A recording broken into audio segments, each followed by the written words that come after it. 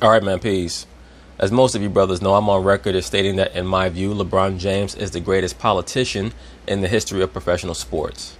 And like every great politician, he has to understand his demographics, his markets, and who it is that he should be trying to convince, because he pretty much knows that when it comes to that age bracket of around 30 years old and upwards, or 35 years old and upwards, it's going to be very difficult to find people who will be willing to co-sign his assertion that he is the quote-unquote greatest basketball player of all time. So he has to focus on the younger groups, the younger demographics, and also the wokity Negroes, because those are going to be the people who get placed under his spell, his concoction, that if he combines his quote-unquote political activism, his so-called social awareness, as well as his basketball exploits, that might be enough to convince them that he is the quote-unquote greatest basketball player of all time. And hopefully there will be a trickle-down effect downwards from this generation where he will be esteemed as a better basketball player than he actually was. Well, for those of us who fall into that 30 and upwards bracket, we already know the real deal, including LeBron James's at one time good friend Dwyane Wade. I'm not quite sure how close they still are as friends, but I do know this. Not only Dwyane Wade, but also Carmelo Anthony have never been shy about stating who they believe the greatest basketball player is of all time. And we all know it's very difficult to get that type of praise from your peers. Even though Michael Jordan, in the midst of his career, would often be called the greatest basketball player ever, even by his peers. But LeBron James, that level of platitude or that level of lavishing has eluded him for whatever reason, especially from that generation of players that arrived into the NBA about a half generation before him. The Paul Pierces, the Vince Carters, the Kevin Garnetts, the Kobe Bryants. Those guys are very hesitant to ever claim anything anywhere near LeBron James being the greatest player ever, the Paul Pierces, because they also grew up in the Michael Jordan era. And to be quite honest with you, the witchcraft spell that was placed on the viewers of basketball during that time period was stronger during the Jordan era than it has been during the Kobe Bryant or the LeBron James era, because for the most part, you can see the direct lineage from Jordan in those players, including D. Wade. So D. Wade basically has come out and said that in his view, LeBron James is not the quote-unquote GOAT, that is Michael Jordan who is the quote-unquote GOAT. And I've told you, brothers, that this debate, this back and forth, is not only a basketball conversation, it's also a Masonic rivalry. Michael Jordan considers himself, or he's placed in the atmosphere as proverbial Saturn or Capricornus. LeBron James is Horus or Heru. He's trying to ascend to the level of Saturn or Capricornus. And that's the meaning of the term GOAT. You are the divine quote-unquote goldfish, the clown god entity. The number 23 representing the intertwining serpents. But anyway, they're going to talk about it. I'm going to chime in. Despite winning 2 rings with his good friend LeBron, Dwyane Wade is still sticking with Michael Jordan as the GOAT. Wade told our own Brendan Marshall, quote, once again, please keep in mind that even the color scheme of the Bulls uniform that Jordan played in was meant to be an allusion to him as the great alchemist. Of course, we also see LeBron James ending his career in the quote-unquote divine purple and gold of the Phoenicians. Come from the Jordan era. So unbiased, LeBron is going to be the GOAT for a lot of generations. Jordan will be my GOAT. I made it out of the hood because I've seen a dude, number 23, play the game of basketball at a level where I was like, I want to do some of that. And let me also say this. A lot of the adoration that Dwyane Wade has for Michael Jordan has been reciprocated by Michael Jordan towards D. Wade, even from when he was first drafted. Dwyane Wade stated that at his draft party back in 2003, Michael Jordan showed up with his motorcycle crew trying to get into D. Wade's party to congratulate him, and they stopped Michael from being able to get into the party. And Michael told D. Wade, he said, look, I was just trying to show you a little love. I saw that you got drafted to the Miami Heat. Of course, Michael Jordan must have seen him play in the NCAA tournament playing for Marquette. And anyone who saw D. Wade play in his last couple of years in college and also in the NBA, it's very obvious who his number one influence was. I mean, he was a Jordan clone just as much as Kobe was. The difference is that D. Wade has never hesitated to give Michael Jordan the credit that he deserved as the player that he modeled his game after, that D. Wade modeled his game after. Kobe Bryant spent 20 years in the NBA lying to people, talking about how Magic Johnson was his hero, and this nigga never passed the ball one time in 20 years. Shannon, are you surprised D. Wade doesn't side with his close friend LeBron here? No, because he explained it to you. You're talking about a kid that grew up in Chicago at the apex of Michael Jordan. Was that the reason or was that the excuse? Because those are two very different things. If D. Wade is being forthright and sincere in the reason as to why he will not declare LeBron James the quote-unquote GOAT over Michael Jordan, then that's one thing. But could it be that it's just the excuse? In other words, I think that Jordan's the better player, but I'm going to use the excuse that I grew up in the era where he was the star or the superstar of the league so that I don't hurt LeBron's feelings. To see that, to know that guy's playing in your city, and the reason why he's saying, the reason why I'm playing basketball is because I saw Michael Jordan do that. Like, well, hey, man, I want to try to do some of that too. And so even though he's a very good friend of LeBron, that should not deter him. That's my guy. Look, Michael Jordan is my guy. And like you said, for his generation, there's going to be a lot of... Not just his generation, Shannon Sharp. There's a reason that even the people who watched the generation of basketball before Jordan started to state that he was the best player that they ever saw. And even to this day, 30 years past Jordan's prime and almost 20 years past the last time that he dribbled a basketball in the pros, he's still, for the most part, considered the greatest player ever. For their generation, it's Michael Jordan. And for another generation, it's going to be Kobe Bryant. Right, so then what's your excuse? Because you're pushing 60 talking about LeBron James. So if that's the reason, shouldn't you be one of the people saying that Dr. J is the greatest ever? Because that was your era, right, brother? The 70s? Another generation is going to be LeBron James. But I don't have any problem whatsoever with D. Wade saying, for me, it's Jordan. Bron is great, all that, but that's my guy. And so, from Chicago, I mean, you probably go to Ohio, and they're going to probably say it's GOAT James. Thanks. Doubt it. I know so. I don't. I do. Go to let me ask you a question. What you think they're saying in L.A.?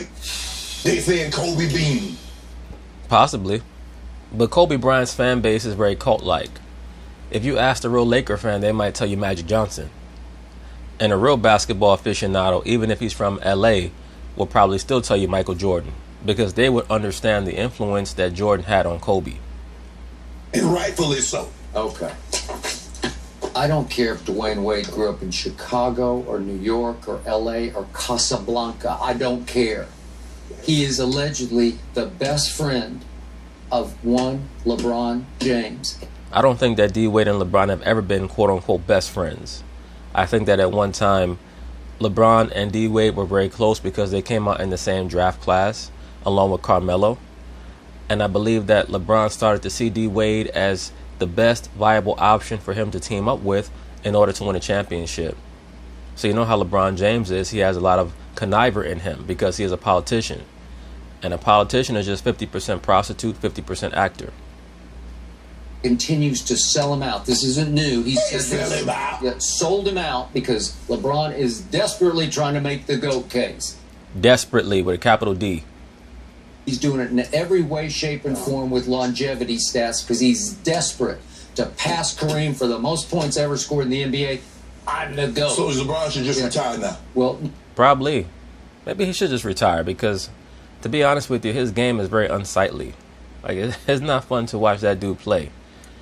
He looks like a big steroided up mountain man. Big old square-jawed, square foreheaded ass caveman trying to jack up long jump shots from the logo. Dwyane, you would think, would back off and just say, yeah, you know, it's real close. He won't even give it real close. D-Wade, like, why you asking me that dumbass question? Look at Shannon's face. Shannon getting so upset. I tell you, boy, we all need a wife who's as protective of us as Shannon Sharp is of LeBron James. Just case closed. Michael Jeffrey Jordan. Well, Skip, Okay. just because you're my friend, that don't mean that, Skip, you my friend. That don't mean you have to co-sign everything that I say. No, I got it. But here's the problem, and this is the truth. Dwyane Wade got to see up close and personal that meltdown LeBron suffered against the Mavericks. Great point, Skip. finals. He saw it up close. He saw it happen. And then he tried to help fix it. And he saw the meltdown LeBron suffered at the end of Game 6 against my San Antonio Spurs. And that's so pivotal. That's so important for people to understand. You know, when a lot of the mental health experts were applauding Paul George for his admission that he was going through a bout of depression in the NBA bubble last year, I knew that that was going to be the death knell for Paul George being taken seriously as a real competitor in the NBA. Because you just cannot come out and admit mental weakness like that. And to Skip's point, when D. Wade saw LeBron James having that mental breakdown in the 2011 finals, there's no way that he's ever going to look at him as a viable replacement for Michael Jordan, a player who never showed any mental weakness at all. 13, and then he saw what happened to LeBron for the whole series in 2014 against the Spurs when they got blown off the floor by a record. What meltdown in Game 6 in 2013? He won. LeBron was great. Yeah. I'll say this, in 2014, LeBron was not good, but that Miami Heat team, they were so overmatched. They were facing a Spurs team that wanted every ounce of blood they could drain from that squad. They wanted revenge so bad. That 2014 Spurs team was one of the best all-around teams that I've seen in 30 years of watching basketball. Turnovers in the last 3 minutes and 2 in the last 1 minute, and missed the 3 to tie, and you got the greatest break of your life, and your legacy was saved by one Ray Allen. Can I? Agreed. Skip. Let's just say, for the sake of argument, roles were reversed. Ray Allen scored 16 points. They're down 10 to start the fourth. Ray Allen scores 16 points, and LeBron James hits the 3 to tie the game and send it to overtime. What would have been said? What would have been said is, how the hell is LeBron James the best player on the team and the best player in the league, and Ray Allen is allowed to take that many shots in the fourth quarter with LeBron just standing in the corner waiting for a ball to bounce out to him? You can't just hypothetically change a scenario like that unless you're going to change the roles of the players as well. So at the end of the day, LeBron James' legacy was saved by Ray Allen, whether LeBron James fanboys want to admit it or not. When we appraise the championships in LeBron James' career, once again, the only people who are going to champion him are these little 25-year-old skinny jeans wearing Negroes, because they're the only ones who look at him as the best player ever. Those of us who understand his mental, and don't get it twisted, LeBron does have a strong mental, it's just nowhere near Jordan's. When we appraise LeBron James, we'll know that he's someone who always has to have the game rigged in his favor. If it's even Steven like it was in 2017 against the Warriors, where it was him against KD, Kyrie against Steph, Kevin Love against Draymond and things of that sort, J.R. Smith and Iman Shumpert against Klay Thompson, when it's even Steven, LeBron is going to get his doors blown off, and everybody knows it. Not only is he going to get his doors blown off, but he's going to quit. Ray Allen saved LeBron's career because he scored 16. Now LeBron scored 16, assist on another 2, 22 of the 30 that they scored. Ray Allen makes a shot, and now he saved his career. See? Right, but Shannon, your hypothetical scenario is not congruent because, once again, Ray Allen was a role player. He was expected to do what he did in the manner that he did it. In the fourth quarter of Game 6, Ray Allen was the one who scored 16 points, and LeBron James hits the 3 to send it into overtime. Of course, they're not going to appraise it the same because they don't have the same role, bruh. You're trying too hard. I was never going to get the credit that he deserved. I would have said LeBron took Ray Allen off the hot seat. He was on the hot. If Ray had turned it over 3 times, unforced errors. Said if Ray Allen had scored 16 points and turned it over, but LeBron James hit the 3-point shot that hit it to overtime, you would have said Ray Allen saved his career because he hit 16. Well, it would have been appropriate because Ray Allen would have been a bench player who would have had to take on the authority of the fourth quarter because LeBron James didn't want it. So you're acting like you're making a good point. You're really only proving once again that LeBron James got his legacy saved by Ray Allen.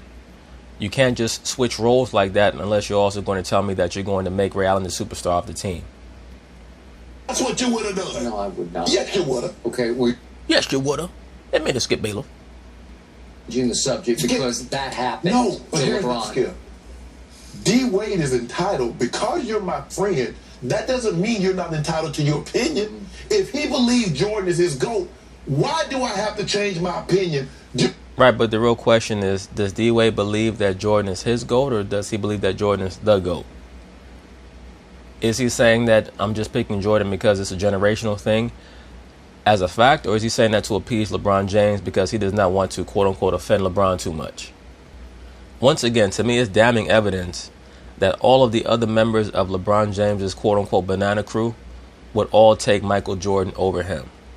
That includes Chris Paul, that includes Carmelo Anthony, that includes D. Wade. So at the end of the day, it's very difficult to say that LeBron is greater than Jordan when even his own peers, and beyond that, his friends amongst his peers, who are also star to superstar level players themselves, will not pick him. It's because to appease my friend. We don't do that. Not the friends I know. I have often wondered if that friendship got a little bit damaged at its core. I agree, and I think that it was. Because all of a sudden, in a shock of shocks, LeBron left after 2014 and left them high and dry because Dwyane said, I didn't find out until we were on the plane ride. Remember, we were on a private plane. I think that LeBron James was concerned about D. Wade leaking it out to the press because LeBron wants everything to be like, you know, the star has shown up from behind the curtain to give his last solo. LeBron is a narcissist, so in order for him to really fulfill that narcissistic nature, he has to omit certain aspects of being a good teammate. A lot of LeBron's great teammate act as a facade. LeBron dropped the bombshell, I'm going home. Yeah. Hold on. The first person that should have known was Savannah. Okay. And then, Rich, obviously. Right, but once again, Shannon, that's a straw man. We're not talking about personal family members, significant others. We're talking about teammates. LeBron did not even let Dwyane Wade know that he was leaving the Miami Heat until D. Wade found out about it on TV, or however he found out. I mean, come on. Rich and Mav and Randy, okay. You think D. Wade should have known before this? Yeah. I think he should have known it was a possibility. So let me ask you a question. When D. Wade makes a decision now, do you think LeBron knows before Gabrielle? Of course not, but they're no longer teammates, Shannon Sharp. How many times are you going to make asinine comparisons in this segment, man? You got to do better, brother. I don't know how close they still are. I don't know. No! You ain't telling somebody something before you tell Ernestine. Stop that! But who was his partner on the Heat? Exactly. It wasn't even like D-Wade was a regular teammate. D-Wade was the person who brought him down to Miami as a brother in arms, as a partner in arms, to assist him in learning how to win a championship. The least he could have done is right before he made the announcement, call up D-Wade and let him know. Who was depending on him? I ain't gonna listen. When I get a wife, I ain't gonna have no partner closer to my wife. Okay. Oh, nigga, please. You're never gonna get a damn wife. I saw you on the Terrell Owens podcast. I'm probably gonna do a video about that. But you talking about you looking for a partnership, not a sponsorship. Nigga, you're 52 years old. Knock it off. If it was meant for you to have a wife and that's really what you wanted, you'd have that already. You just don't understand what the hell you're doing. That's the real problem. Because you're a super liberal. Know what happened? That LeBron finally decided Dwyane just can't hack it anymore. Okay. His knees don't work enough anymore. And that's exactly what happened. And I'm out. And Dwyane Wade, D-Wade would have done the same thing. If LeBron would. And that's not to mention how D-Wade suspected that LeBron James knew that he was being traded away from the Cleveland Cavaliers also. So there's a lot going on there with the D-Wade LeBron James situation. And I made a video about it a long time ago on my YouTube where I stated that, in my view, D-Wade was just trying to maintain the quote-unquote friendship with LeBron because he knows that LeBron has a lot of inroads in Hollywood. So you don't cut up your nose to spite your face. Wasn't going to be able to play at that level that he needed to. D-Wade would have been right to do the exact same thing. I have no problem whatsoever with Michael Jordan being D-Wade's GOAT. But he's your GOAT too. My GOAT. Yes, he is. You too old to be saying a lot of the dumb shit you say, Shannon Sharp. Just knock it off. I know where my GOAT from. My GOAT from a farm up in Akron, Ohio. Yeah. Your GOAT from a farm down there in Wilmington, North Carolina. That's where your GOAT is from. They make tires and they make goats. Dwyane Wade is as smart a basketball player as I've ever known, and he says it's Jordan. I know what you're trying to do. The case is closed. Skip, I know what you're trying to do. You're trying to bring attention to our family and our friends. Look, we still have love for D-Wade, Gabby. Yes, Skip, we are LGBTQ friendly, okay? Their whole family is a bunch of freaks. We still got love for them. It's over. I know what you're trying to do. You ain't gonna do it. You're not gonna do it. It's okay. You're not gonna do it. Do what? You trying to come between D-Wade and LeBron? It ain't gonna happen, Skip. It ain't gonna happen. They still friends. We got love for them. We all gonna love them. We love LGBTQ community. Okay? I mean, shit, every once in a while we dabble in that shit our damn self. So just stop it, Skip. Happened. No, it didn't. Just happened right here on the show. We're moving on. Lou Williams. But anyway, that's basically it on that, brothers. I just thought that this segment was very revelatory and also humorous. So peace.